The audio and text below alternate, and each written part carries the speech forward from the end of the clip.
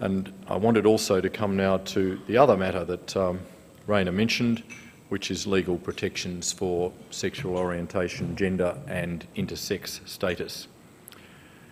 It's a truth universally acknowledged by most people who know anything about the system of federal anti-discrimination laws that they are unnecessarily complex.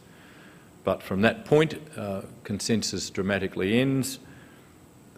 The government has a commitment to consolidate the Commonwealth anti-discrimination laws to provide clearer protections and a simpler regime for businesses, organisations and individuals.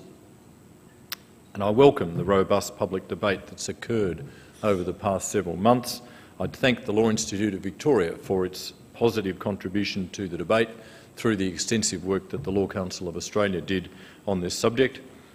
But I do not propose to let the project, that is the project of consolidating the 5 Acts of Parliament passed over the last 4 decades, I don't intend to let that project be driven off the road by wreckers and professional obstructionists, and it's for that reason that following on receipt of the Senate Committee's report, I asked my department to assess and advise government on the significant policy, definitional and technical amendments recommended by that Senate Committee inquiring into the draft bill and those proposed by key submitters to the process, which of course include the Law Council and the Australian Human Rights Commission.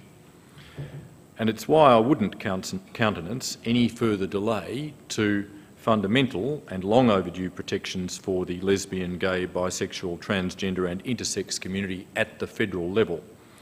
This one component of the wider anti-discrimination consolidation does represent one of the most significant reforms in this area of law in a generation, and I welcome the Coalition's support for what is a long-standing Labor commitment, support that should see these protections pass the Parliament in this term.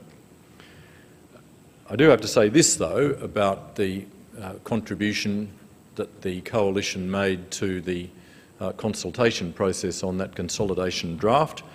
The Coalition had been putting forward its only other known announced anti-discrimination policy, which was repeal of the 1995 provisions against racial vilification, the so-called hate speech provisions. Of recent weeks, they haven't wanted to talk so much about that because it's now been thrown into sharp relief since it's been left on the table that the Coalition want to repeal those provisions. What that would mean if these hate speech provisions were repealed is that there would be a stripping away of people's protection from violent abuse and persecution. It would effectively make some people, many of whom have fled from persecution themselves or are the sons and daughters of those who have fled, second-class citizens in their own country. This is a law which has worked, and it's not a law perhaps that is intended to deal with the cases that Raina mentioned in his introduction before, the kinds of vile abuse we've seen on public transport recently, some of them being put up on YouTube. The cases that have been brought under those racial vilification provisions of the Racial Discrimination Act are at the serious end of the spectrum. As we saw from the media just today, there are other public order offences that can be brought to bear on that kind of behaviour on trains and trams and buses, but the use of the Commonwealth provisions have been, in all of the cases coming before the courts, at the serious end. We must, of course, be free to talk about racism and culture and diversity in this country, but I would be expecting Senator George Brandis, who is the opposition's spokesman on legal matters, and Mr Abbott to have the courage to stand up and say if they are in fact still putting forward, as Mr Abbott put forward for about the last 18 months and Senator Brandis put forward for about the same time, if they are still seriously pursuing that proposal that the racial vilification provisions be repealed.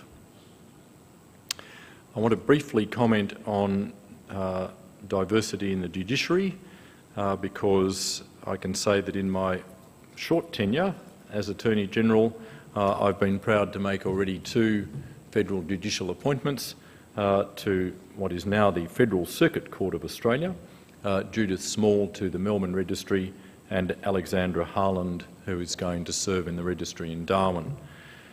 These outstanding lawyers reflect the changing face of the Australian judiciary, one that is becoming, slowly, more reflective of the community that it serves. And of course, these recent appointments that I've made build on the policies implemented and appointments made by my predecessors, Robert McClellan and Nicola Roxon. This government's commitment to merit and transparency in judicial appointments was made plain from the start. It has included broad consultation with the heads of each court and key legal figures, a public call for expressions of interest and nominations, and the use of appointment advisory panels to assess candidates and make recommendations. Since Federation, Australia has been very well served by its outstanding jurists, and we should be working to ensure that our judiciary reflects the diversity of Australia and so maintains the confidence and respect of the community that it serves. Now, the final point I wanted to raise was the national legal profession reform. Perhaps you're all thinking this access to justice, anti-discrimination, judicial diversity agenda is all very well. What does he plan to do about the national legal profession? And I'll tell you what I told Raina Tang and Michael Brett Young when I met with them last week, and it's the same thing that I've said to the presidents of each of the law societies that I have met with, which is every state and territory with the exception of Tasmania. Haven't yet been to Tasmania since I've been appointed. And that is that I am personally very strongly supportive of a truly national scheme for regulating the legal profession in Australia. I think it's a vital reform. I think that it will not only improve efficiency and transferability of skills within Australia, reduce red tape, create a common market for legal services, but perhaps most importantly, it will strengthen the image we project to our region.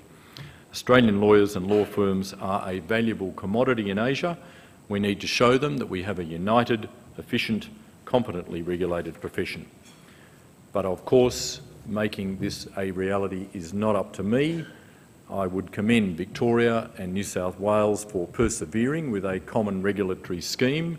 I will assist as necessary. I regret very much that, this is on a personal note, when I left the Law Council of Australia in 2005, after serving some 5 years as a director representing the Victorian Bar, we had reached almost complete agreement on the national legal profession reform. There was at that point only one state, I won't name it, that was not participating, wasn't Victoria, and now to come in as Attorney General on February the 4th this year and find that far from only having one state left to agree, all states but Victoria and New South Wales are now not in it. As recently as the middle of last year, the Northern Territory and Queensland were in this common scheme with Victoria and New South Wales. It is seriously disappointing to see that this matter has been going backwards for quite some time.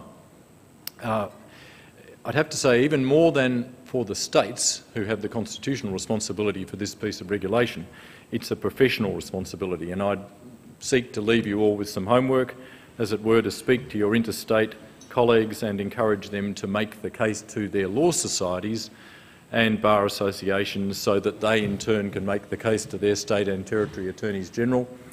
To put it starkly, in my recent dealings with state and territory attorneys general, it has become very clear to me that only overwhelming support from the profession will compel governments to act. I very much appreciate the opportunity to speak to you all today about my goals as Commonwealth Attorney General, about your role in strengthening the Australian legal profession, your role in serving the Australian community, and I hope that I have fulfilled the requests made of me by the Law Institute and covered the topics that I was asked to cover. And I'm very happy to take some questions if Raina will give us some time. Thank you.